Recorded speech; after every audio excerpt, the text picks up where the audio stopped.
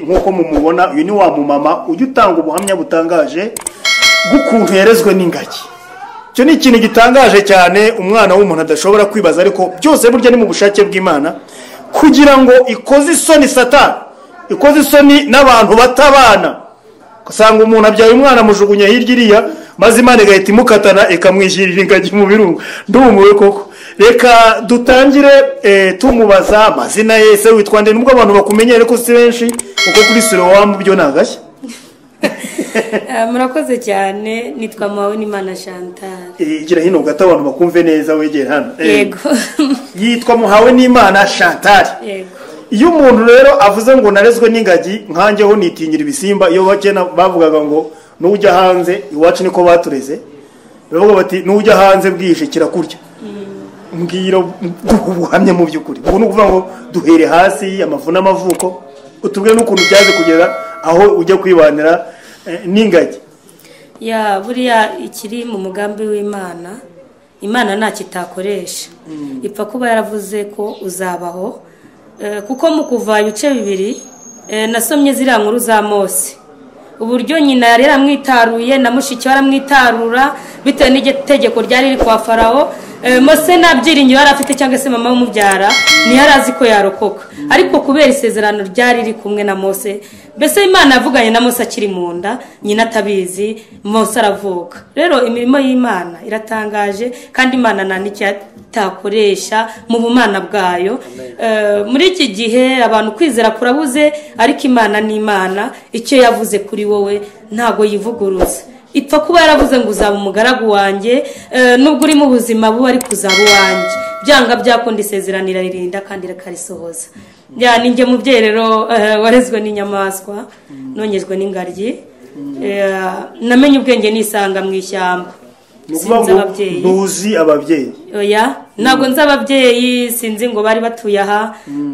N'iryo shyamba sinamenya ngo riraha, usibye kumva ngo navuye mu ishyamba. Cyakora aho nzi ni Kibungo, aho bita muri Birenga, kuko umubyeyi nkura mu kigo cy'ipfubyi niho yansanze. Ubwo urukumva nabaye mu ishyamba, ntibari umubyeyi wambyaye akanjugunya, mubwo wasanga ari umubyeyi kuko sindi ingaryi. Napfutse ku mubyeyi, wasanga yarambyaye akanjugunya. Igihe kiragera rero Imana ikoresha ingaryi. Abantu kubyumva hari igihe kubikurura bitemera. Ni ukuvuga ngo mbega tugenekereze ko ushobora kuba waravukiye i Musanze kuko niho ziheherereye ubundi. Ya ubwo no kugereranya simbizi. Ubwo ni nkaho mbega. Niba rero navukiye bakanjyana i Kibungo, ntago mbizi. Imirimo y'Imana ni Imana. Ubundi Imana ikora ikintu kinyuranye n'abantu, kugira ngo bajye bavuga ati suriya ni Imana cyangwa se yo. Dufite Imana ifite imbaraga. Nisanga rero mu kigo cy'ipfubyi kumva ba mukerarugendo nibo baje gusuzuma ingaryi, kuko intambara irangiye hari abantu ngo bajyaga mu ishyamba ba mukerarugendo bagatoragura abana babuze derese bakabajyana mu kigo cy'ipfubyi. Noneho muri icyo kigo cy'ipfubyi ni nk'inzu bateranyaga bagashyiramo abana babuze aho babarizwa. Noneho bakazatanga amatangazo ufite ubushobozi kuba yarera umwana. Ariko ubwo urukumva ngewe nari nandukanye n'ipfubyi, kuko nabaga mu ishyamba, ubuzima bwanjye ari ubwo mu ishyamba, narameze ibyo umubiri wose. Ingaryi zitungwa n'ibyo kurya by'ibyatsi, guhekenya nk'imyumbati, ibintu byo kurisha, nanjye nibyo naryaga. Ubwo urukumva nyine nabiryo, ku buryo numvaga ibisimba ari bo bantu turi kumwe. Ntago nari nzi ngo umuntu arabyarwa cyangwa se yagira umuvandimwe, mbese nari nibereye mu bisimba ari byo numva ari umuryango wanjye, ku buryo nabonaga n'abantu nkagira ubwoba, nkabona nyine umuntu ni igisimba gisanzwe nawe mu bundi bwoko. Sinumvaga ko umuntu ari umuntu, ariko shimira Imana ko naje kumusanga nawe ndi umuntu. Amen. Tukira aho ngaho nagira ngo baze, uri umumama kandi ufite n'abana, ufite bangahe? Ufite abana batatu. Afite abana batatu. Urabyumva umuntu wabaye muri ubwo buzima bwo mu ishyamba, tubwira ukuntu byaza ubu buhamya se, ubwo wabubwiye umugabo ntiyagira ubwoba? Natangiye mvuga ngo ibirimo Imana biremera. Cyambere nuko Imana iba yaravuganye nawe, kandi burya uyu mugabo bita Yesu areba ikintu kizamugirira umumaro. Hari ijambo nasomye rivuga ngo aho kugira ngo nkuhome nzaguhombye. Ubwo Imana ari ishatse kuvuga ngo nago yahomba umuntu wayo, ahubwo yaguhombya kugira ngo ikubone.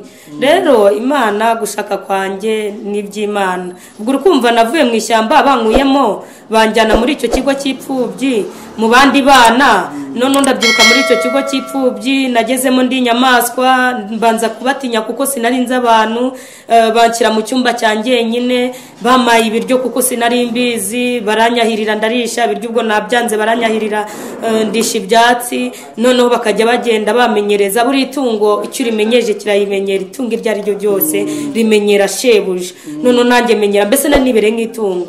Nageze muri icyo kigo baranyogosha, banyogosha ibyoya, bansiga amavuta kugira ngo rwa ruhu rw'umukara rumve ku mubiri, bakajya bansiga amavuta. Noneho rero maze kumenya ibintu, maze kumenya ko Imana ibaho, ubwo muri icyo kigo niho nabimenyeye, maze kumenya ko ari Imana yandinze, mbese maze kumenya ko umuntu ari umuntu, nibwo umubyeyi yaje atankura mu kigo cy'ipfubyi aho Kibungo muri Birenga. Ahita mfana rero muri Birenga aho za Kibungo, ahita njyana aho bita Igisenyi. Ni gutyo rero ubuzima bwagenze. Nyuma uva mu kigo cy'ipfubyi uza kuduha ubuhamya gato ukuntu byagenze. Se wabonanye n'umutware gute, mukorana ubukwe, wakijijwe gute? Ntabwo biba byoroshye gukizwa kwanjye, ubwo urukumva bite n'ubuzima nabayemo. Ntabwo nigeze njya mu bupagani. Hari umuntu uvuga ngo nari indaya ariko ndakizwa. Nge rero nabyo nigeze, navuye muri icyo kigo cy'ipfubyi menye ko Imana ibaho. Mbese ni ahantu babikipfubyi ariko basenga, hari ikigo burya baba basenga. None mva muri icyo kigo, mbese menye ko abantu basenga Imana, ariko mvamo ubwo urukumva ntabwo nari nagatinyuka abantu, nari nyifite ihahamuka se cyangwa mfite ubwoba bw'abantu, ntabwo nabaga nagatinyuka cyane. Ubwo urukumva rero gukizwa nabivaniye mu kigo cy'ipfubyi, mbana n'uwo mama aranjyana, ariko anjyana wari mupagani, noneho nge nzi gusenga. Ubwo rero kumva nabwo n'ubundi buhamya, nahuye n'ubuhamya mbana n'uwo mubyeyi wamwe mu kigo cy'ipfubyi. Ubwo urukumva mvanya ahantu narinzwi, anjyana ahantu bita Igisenyi muri Kabumba, ahantu batanzi, ari wunzi ngenyine, ari ukuzi wenyine. Okay, turagenda rero benshi baravati bakajya bamwitira n'izina ryanjye ya mama Chantal, kuko niwe mubyeyi narinzi, niwe twabanaga nyine wanyweye mu kigo cy'ipfubyi. Ubwo rero kumva kubana n'uwo mubyeyi nabaye mu buzima bubi, amfata nabi, sinagize amahirwe yo kubana nawe neza, kuko nageze iwe ibyo kunyitaho, hari amavuta bari baramuhaye ngo ajya asiga kugira ngo cya gihu cyari kitaragenda neza. Uko umuntu arwara amahumane hari ukuntu bigenda bishishuka, nanjye nari mfite umubiri w'umukara tsiriri, none bakamuha amavuta ngo ujye usiga bizarangira. None ngezeyo rero abura ukuntu yansiga ntiyanyitaho, nibwo nahise ndwara amavunja umubiri wose. Ubu ndi umuntu warwaye amavunja kubera kubura mbese kivugira cyangwa se kubura umuntu nyitaho. Narwaye amavunja umubiri wose, ubu umubiri ni inkovu z'amavunja, ariko nshimye Imana hari amavunja yahagize isura nziza. Imana ikora ibintu binyuranye n'abantu, kubwanjye ntago mba ndiho. Ubwo rero Imana igira gutyo, mbana nawe nabi, najya gusenga kankubita, mbese haranyirukana bakamubwira turiya mwana utazi yavuka azakuye amasambu, ntago uzabaho gutyo, azakwa iminani. Mbana nawe nabi, mbese Satani aramukoresha tubana nabi ku buryo ngana gutya numvaga natazamubabarira kubera igikomere nahuye nawe. Natangiye kujya nanga ubuhamya namutekereza ngaturika nkarira, bitewe n'ubuzima nabayemo. Kafungirana mu cyumba kankubita, yahengera ndaryamye, akasuka amazi ashyushye atihaguruka. Yari afite umwana waremaye warwaye w'imfuraye, nkajya muheka, anyangana n'umwana, akamfata akangisha umwana, akamanika igiti, umugabo agafata inkoni nawe agafata inkoni agakubita, ku buryo inkoni ze nazirwaye. Ariko isezerano ry'Imana nubwo ryatinda ntabwo rihera.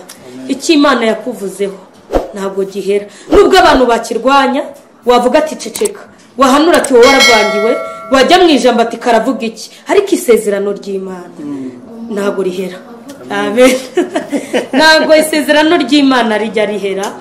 Mbaho gutyo, mbese muri Kabumba nta nzu nabayemo, ngajya acumbika bwije. Ubwo urukumva mubyeyi yasanesha agaciro, aranyanga nyine tubana n'aba, aranyirukana, aravuga ati n'ubundi sinzi wanyu, sinzi aho uvuka, nari nakuzanye ngo ngurere none urananiye. Ubwo nyine aranyanga, mba mayibobo sasa rero mu muhanda. ndara mu bisima byo mu soko aho ndaye najya gucumbika, yakumva ko nagiye gucumbika akaza ati uyu muzi aho namukuye ni umubyeyi wa ndi umubyeyi we yarananiye ni mayibobo, cyakora ndashaka ikintu naba naramunaniyeho ngagishaka nkakibura. Hari ubuzima ugeramo ukabura umuntu ukuvugira, ukabura aderese, nkavuga ngo Mana nta mama ngira nta papa nta muntu nzi niwankubitiwe nawe avuga ngo umwana ndamuzi. N'umuntu warunzi yaranyihakanye atangiye no kujya nsebya ngo naramunaniye kuko umubyeyi yanywa inzoga nyine ni umupagani. Ubwo mbaho gutyo nyine mba mayibobo, ariko nkaba mayibobo nisengera Imana. Nagira aho bamutuzi nkakaraba, nagira umakenda nkakambara, nkaba mayibobo mu soko nkacumbika ha umbye ati mama Chantal, ubwo nitwaga Chantal, ngwino tugucumbikire, nkagenda kamakenda kamimyambaro, yamenya ko nahageze ati uyu mwana yarananiye n'uwanjye. Nkura muri ubwo buzima none n'igikomere ngatekereza uburyo kiyankuye ahantu nzwi anjyanye ahantu none hamfashe nabi, ari no kushyiraho ibintu ngo naramunaniye, none nkabura n'umuntu nzi ku buryo navuga ngo Mana amaraso yanjye ni mabi, ubanza ari amaraso yanjye atabana n'abantu. Mura n'ubuzima gahinda karanyice sorry nindira hari ubuzima nabavuze, ariko mbere na mbere shimye Imana uko narindi kera siko ndi. Imana hari icyo yakoze mbaho gutyo, maze kubaho gutyo guri kumva nahise njya muri korali yaho ku rusengero rwo muri Kabumba muri ADPR, korali y'urubyiruko bita Urumuri, nyiririmbamo. None nza kubonana n'umumama waho uririmba muri korali ya kabiri, yari afite yambonaga ubuzima ndimo, akabona nsenga, akabona uwo mubyeyi kunangira ku buryo umubyeyi yafataga nabi n'utwenda bamaye, mbese yarahindagurikaga. Habaga igihe yambwaga ngo no mu rugo nahagera akanyirukana, rimwe akavuga neza ubundi akavuga nabi, mbese yarahindurikaga. Nkajya mu bayobozi nkavuga ati se, rimwe akanurumbura nambaye ubusa, nkajya mu bayobozi bashinzwe umutekano, wamubwiye akantu imyenda, y'abayobozi bakamubwira imyenda akayimereza. Ubwo rero igihe kiragera ndi kumwe nawe, nza kujya ku ishuri, ndavuga ati sinzapfa natariga, njya ku ishuri, anjyana ku ishuri nyine kwa kundi kuvuga ati n'ubundi reka abayobozi bamusanze baravuga ati si uyu mwana katiga, aragenda ndugunya nyine ku ishuri. Avuga ukuntu yambonye, amvuga naho yavuye, yari afite n'ibyo bipapuro arabyerekana, kuko mu kigo k'umwana ngo hari ibipapuro baguha bigaragaza ko uwo mwana bamuguhaye. Yari abifite rero abijyana ku kigo, arangije arabyerekana. Kuri icyo kigo ndahiga, maze guhiga ndabyibuka ko muri icyo kigo bajyaga bama bakamfasha ibyo kurya, bakama imyambaro, nyine nkajyana kuri uwo mubyeyi, bakageraho igihe bakamusura nk'umubyeyi ufite umwana w'ipfubyi. Mba muri ubwo buzima rero. Uwo mubyeyi aza kumbona kuko nagarukiye mu wa gatatu pirimeri, ubwo nize mu wa mbere no mu wa kabiri ncikirizamo hagati, garukira mu wa gatatu pirimeri. Mu wa gatatu pirimeri ubwo buzima nabunyuragamo nitwa Bihoki Chantal. Ubwo iryo zina narikuye mu kigo cy'ipfubyi, niho barinyise Bihoki Chantal. None mu kigo cy'ipfubyi urukumva niho nanavuye. Iby'indangamuntu nabwo baragereranyije kugira ngo nzabone uko mfata icyangombwa, bagereranya 95. Niba mfite 50, niba mfite 40 ntabyo nzi. Genda uno ufite nka 26 we. Imana ni Imana. Ubwo rero nibwo uwo mubyeyi yambonye, aravuga ati Chantal, ubwo yaramaze kunyirukana, aravuga ati Chantal ntago ndikona ubuzima urimo, no guhora uri hano muri Kabumba bagutesha agaciro, uri umukobwa usenga Imana, reka nkurangira akazi i Kigali. Ariko aho ngaho no bwa kabiri, kuko ubwo urukumva ubwo buzima bw'uwo mubyeyi, kugira ngo njye mu ishuri noneho nabanye nawe nabi, mbana nawe mu bibazo, aza kunyirukana, mbura darese, noneho mpinduka mayibobo. Noneho nyine njya hanze, mbura n'umuntu ucumbikira muri iyo quartier, abantu bose baranyanga, uri umubeshyi, uri umutubuzi, wihakana nyoko kandi umufite. Mura n'igikomere cyo kuvuga ngo Uwiteka kari wo wamenye, kari uri mu ishyamba ndi mu ishyamba, nta mubyeyi wigeze usanga. Ni gute umuntu yaba umubyeyi nkaba ndi umukobwa utagira aderese, nkihakana umubyeyi kandi ahari? Ese uwo mubyeyi yaba yarankoreye iki ku buryo nihakana umubyeyi, nkarara hasinze mu bisima kandi umubyeyi wanjye ahari? Noneho nkabura kivugira, nkabura kirengera. Ariko najya gusenga, Imana ikambwa ati humura mwana wanjye, ninjye wakumenye. Muri rashyamba n'uwo mubyeyi muri kumwe nago yararimo, ahubwo ninjye twari turi kumwe, ibyanjye ni mu mwuka, uri mu mubiri nabibona. Nkomeza gusenga nkahura n'Imana ikamumuriza, bakozi bibaye bakamumuriza, nkomeza nyine kuguma gutyo, noneho niminduka mayibobo. Muri make navuye Gisenyi n'amaguru ngera muri uyu mujyi wa Kigali, ntazi iyo ndi kujya. Ubwo kumva kuba mayibobo, nari nararwaye toromo bitewe no kuba mu ishyamba, kubura umuntu mvugira mu ishyamba, noneho ntanagera no mu nzira bakankomera, nambara ishashi ivamo isukari kubera kubura imyenda yo kwambara, nambara ishashi ivamo isukari. Ariko Imana ikambwira ati mwana wanjye nzakwambika, mwana wanjye nzakugirira neza.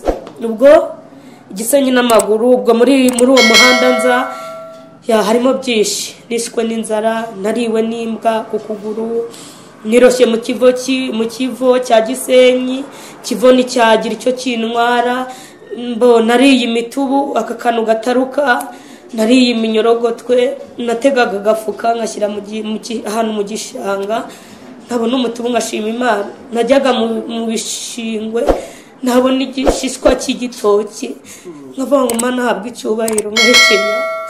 Numvaga nshaka kugira ngo mbashe kubona ikintu cyamaza kuri jye, kuko inzara yari yarandiye.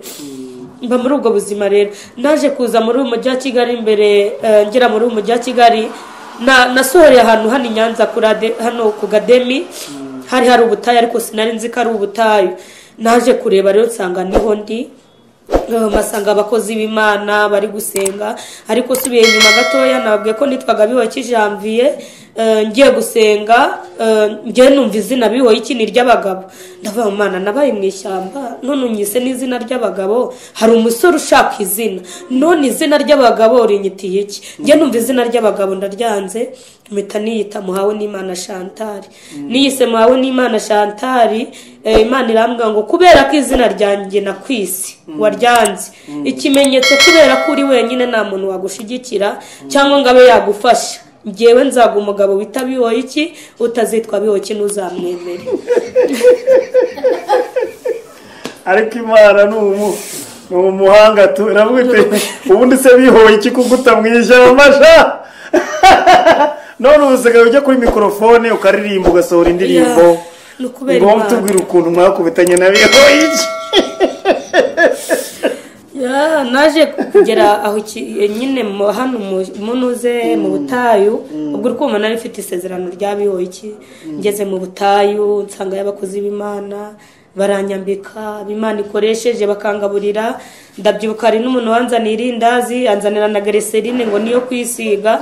Ngira ngo irindazi anzaniye ni fanta, ndishana okay, irindazi ndirisha glycerine. Aje mbajije ati amavuta ari yenda, mu ati nagize ngo nirindazi unzaniye. Mura n'ubuzima gutyo rero, nza kuva mu butayu. Hari mama ambwiye ati rero nago waguma mu butayu, Imana irakwambitse kandi uri umukobwa mwiza, ubuhamya bwawe buramfashije kwa kundi utanga nyine mu butayu ubuhamya. Ndakujyana mu rugo nsanga uwo mugore yari afite umugabo w'umwisilamu. Mageze bambaza aderese, iwanyu ni hehe? Simbazi. Mama yitwa nde? Simuzi. Sikomoka simazi. Umuntu utagira aderese sabaho, umuntu utagira havuka baho nagabaho. Ubwo ndabati rero nuko nyine nisanze, cyakora ndamugati naje kuzanza mukanisanga mu ishyamba. Hari n'umumama wangu mu kigo cy'ipfubyi utuye Gisenyi, niwe mbasha kwita ngo ni mama wanjye. Ubwo aranje yambwa ati ufite icyangombwa? Ndamwati ntacyo. Ati sinagucumbikira, utahinduka ingaryi nijoro bakamfunga. Ahubwo ndurarara mu cyikoni, mu gitondo ndaguha ibihumbi 10 usubire Gisenyi ujye kwa kamama wawe ibyangombwa. Ubwo rero nibwo nasubiye Gisenyi bwa kabiri, ngiye kwaka ibyangombwa kugira ngo mbone derese nyine basana nyibaruzeho kugira ngo mbashe kubona ukuntu mfata ibyangombwa. Ndagiye mubwiye ko nje kwibaruza nyine ko caka imyirondoro. Arangije arambwira ngo sinigeze kumwubyara, ibyangombwa ngo bihe umwana wabyaye, sinigeze mubyara. Mu by'ukuri aha nariza amarira menshi cyane, kuko urukumva ubwo buzima mbubamo. Numvaga wenda nubwo atari mama cyangwa se atari abavandimwe, numvaga wenda ko hari wenda yaba nzi cyangwa se hari ubundi burya nzi. None ngiyakira gutyo, ambwiye ngo sinkuzi, nakubonye gutya na gutya, ati sinzi derese zawe kandi umuntu yakaga inuzi imyirondoro umuntu azi. nararize muri iyo soko muri Kabumba, nararize amarira menshi, ndarira ariko uwo mama none wari arongera nibwo wa mama nabwiye twahuriye muri korari aribwo yambwiye ati Chantal ufite agahinda n'umubabaro, reka hari umugabo ukorera inaha ariko ataha i Kigali, reka nkurangira akazi ko mu rugo. nta kintu narinzi koza amasahane mbese kumesana na bimwe nari nagasobanukirwa butewe n'ibintu nabayemo. Ubwo turazana rero nibwo nagarutse i Kigali bwa kabiri, nibwo none naje gukora akazi ko mu rugo, mva gukora akazi ko mu rugo. Ubwo rukumva nabaye aho ngaho ni Murinja, niho twabaye hari Gahanga Murinja mu kazi ko mu rugo. Akazi ko mu rugo nza kukavaho, naho kumva Imana yashaka kugira ngo imuze nabiho ikiwanjye. Baranyirukana banyirukana naziyo ndi kujya hari mu mudugudu ahantu navomeraga amazi. Uwo mumama arambwa ati rero ubu no ngucumbikire, ndagenda rancumbikira. Hari icyumba rero cy'amasengesho, uwo mupapa uwo mugabo wanjye yayoboraga icyumba cy'amashengesho. Uwo mama wacumbikira arambwa ati rero hari ahantu basenga uze tujye kujyanayo, none twisengera Imana ndiko nufite agahinda umubabaro wakwishe. Turajyana, tumaze kujyana uwo mugabo wanjye nawe Imana yari yamuhaye amasezerano yazabana n'umugore wabanye n'inyamaswa uri mu ishyamba, mbese mwihera amasezerano. Ibyanjye ni Imana byikoreye ku giti cyanjye. Hari igihe njye senga nkavuga ngo Mana njye waciye iki kuba ubitewe n'ubuzima nabayemo, numva kuri je ubuzima ndimo nuko kuba narashatse umugabo kuri nge numva ari amashimwe, kuko kubona umuntu w'umugabo agushaka na aderese akagushaka na tazo kubyaye nta byangombwa, uri kumva ni ibintu Imana ari yikoreye. Uwo mugabo rero ariko hagati aho ngo naguciye mu ijambo ufite ibyangombwa, mfite indangamuntu, ufite abantu batakomeza babyumva bakagira ngo n'ubu uracyagenda, kuko ntabwo hano ntabwo byashoboka. Indangamuntu ndayifite, ntabwo washyingirwa utayifite. Komeza twibwirira ukuntu biho icyo byaje. Turakundana, tumaze gukundana ubwo nyine ubwo urukumva namubajije izina nsanga nibiho iki mukumana bindi, nsanga yitwa biho iki Janvier. Imana arambwiye ngo biho iki nararyanze izama biho iki. Nshaka kubwira abankurikiye, iyo umuntu arimo Imana cyangwa Imana arakuvuzeho, nubwo bakurwanya nubwo bakugambanira ukavuga ibintu bakavuga ati ceceka, byanga byakunda isezerano ry'Imana ntabwo rihera. Bara nawe urumva biho kimwe turi kumwe, igihe cyarageze tukora ubukwe. Ubwo twarakundanye mubaze zinambwira ko yitwa biho iki ndabamana. Ubwo mwahuriye muri cya cyumba wari wagiye, ariko si ubwa mbere ntabwo yasa mbwirira ngo urukundo waramubonye aranivuga. Nge nageze muri icyo cyumba Imana iramvuga, maze kumvuga irambwa ngo ndi umuhanuzi wayo, ati kandi uri n'umukozi wawe, ati haguruka naguhaye ijambo, haguruka ubwiriza ubwoko bwawe. Bandahagurutse nk'umuntu ugiye kubwiriza abantu buhamya, mba mbukubisemo wa muyobozi arumvirwa ati dore wa muntu nguri, wa muyobozi w'icyumba aranyitegereza ndafata si umuntu se yambonyeho ibyaha se nekereza byinshi. Ubwo ndataha aho no kuri mama nabagaho waramuzi, rero apanga kuzadusura n'uwo mubyeyi. Arangije araza arambwira ati nagukunze, hari ibintu Imana yambwiye kandi ibintu wavuze numvishije bijyanye n'ibintu Imana yambwiye. Nase muga ati se witwanira, arambwira ngo nitwa biho iki Janvier. Mpita nkubitaho ko Imana yambwiye ngo umugabo wanjye azaba yitwa biho iki. Rero kuko aho hantu nta bintu nari nsobanukiwe, na n'ubu gutya ngana hari ibintu mvuga nunamenye ibyo ari byo, kubera ko nyine twamenye kuvuga turi bakuru, dushobozwa n'Imana duha imbaraga buriya. Hari ibintu nasobanukiwe ariko nkagenda Imana ikanshoboza. Ni aho rero twakundaniye, turakundana tugera mu by'ubukwe. Muri makeya indangamuntu yanjye babuze aho babaruzwa, nyine kwa kundi umwishingizi ndamubura, aho ngeze ati umuntu utagira aderese sinamwishyiraho, umuntu utagira avoka sinamwishyiraho, atazanyaka isambu, batabankira rero ku mugereka w'igihugu. Ariko nkaguciye mu ijambo, reka mbwira abantu bakurikiye kino kiganiro, ndagira ngo mbibutse ko isambu iyo upfuye batayizingira mu isanduku, ikomereze ikomereze rwose. Iyo upfuye isanduku ntibayishyiramo isambu, ntibayizingazingiramo inzu disi na benzi ntabwo izakwirwamo. izasigara yemwe n'inkweto imiguru niba kugirira neza bazakwambika udusogisi gusa ibindi babisiga. Haleluya. Ariko umuntu ufite Imana azamanukana nayo. Ni ukuri. Haleluya. No mumva mujyana na Yesu. Mujyana. Ariko inzu isigara hejuru n'imodoka n'udukweto n'amakoti abantu baruhiye n'ibindi by'ibyubahiro, amadiploma asigara hejuru mu masanduku bakabika. Ya Mana nanjye ndafashije. Wabyumvise ntazagira umuntu gusuzugura.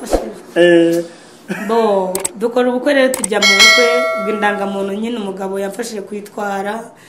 Twanagiye no kwifotoza hano Kicukiro. Kicukiro niho twifotoreje, batinya no kuyisohora kuko hari indangamuntu basohora bite n'umuryango bakarangisha ati umuryango kwa runaka nyiri yataye indangamuntu gutya. Ngewe nagiye kwishikirira ku kabindi, nari ndi kumwe n'umutware wanjye, mbona ibyangombwa bitadupanga iby'ubukwe, mbese iby'ubukwe. Nagiye aho turepetera, nagiye mwa pasiteri, papa ari najya umugabo wanjye ajya aho turepetera, aza mwa pasiteri gushaka umugeni, ibishingiranwa gatimba abanyambariye bose, mbese nashingiwe n'itorero. Itorero niryo rya mbere, yego itorero niryo mubyeyi wanjye. Ni gutyo byagenze. Imana imumugisha. Ngeze mu rugo atese bakamagara uwiwanjye ati nijoro niyabaye ingaryi byumva atuye nasaze bene batuza gucunga taza n'ibyoye warashize mukozi w'Imana. Aha ngaha hari abantu bavuga ijambo bashaka gukomeretsa gusa. Tese yabaye ingaryi mugabo ati n'umuntu muzima, atese basanze yuzuye mugabo akaba ataruzuye. Umwana wa mbere bati mu mucunga ataza ari iki batarayibyara. Umwana wa mbere atarabyara ingaryi Marine, wa kabiri ati arabyara ingaryi Magisubizo, wa gatatu arabyara ingaryi Imadiane, kandi zaguha n'abandi rwose. Amina. Nawe ugira umuryango ratasha. Nukuri. Amina amina. Naho Imana itakura umuntu ya nta nawe itanamugeze. Niko bimeze. Ntibazibeshye. Nta nawe igukura kure kandi bashaka kukugeza kure. Uko nukuri. Amina. Ndumva rajye mfashijwe. Rero ubuhamya turamutse tuvuze ntabwo bwarangira. Ndagira ngo mbega ugira ijambo ritoya risoza buno buhamya wabwira abantu bagukurikiye. Tunasoza unabasengere kuko ari abantu bashobora kuba bo baratawe gutyo cyangwa bafite ibindi bigeragezo bibazengurutse nk'ibyo wowe nabyo ariko bakeneye ijambo ry'Imana. Murakoze cyane. Ijambo rya mbere nababwira nibagume kuri Yesu. Amen. Banambe ku Mana. Iyo watindanye n'Imana, nasanze gutindana n'Imana biruta gutindana n'abantu. Iyo utindanye n'umuntu ashobora kukuyobya, ariko uyitindanye n'Imana ibintu byose biremera. Nk'ubu hari abantu babonye ubuhamya bwanjye ukuntu byagiye bigenda. Satani yagiye andasa ikoresha uwo mubyeyi, abanyamakuru tujya gusura ngahara bati yarambyaye, arongera aragaruka ati ibyo navuze n'ubwoba bwari ubwoba gusa. Ubwo uri kumva aho ngaho iyo nza kuba umubiri no kwiyahura mba nariyahuye cyangwa se nkanibera n'umupagano usanzwe, ariko natindanye n'Imana. Icyo nabasaba ni ugutindana n'Imana, ugahura n'ikibazo ugatindana nayo. Intambara z'abanyisha ukihangana ukarwana urugamba bucece. Muri Zaburi 34 niho havuga ngo ibyago ku mukiranutsi, ibyago n'amakuba ku mukiranutsi ni byinshi, ariko Uwiteka mukiza muri byose.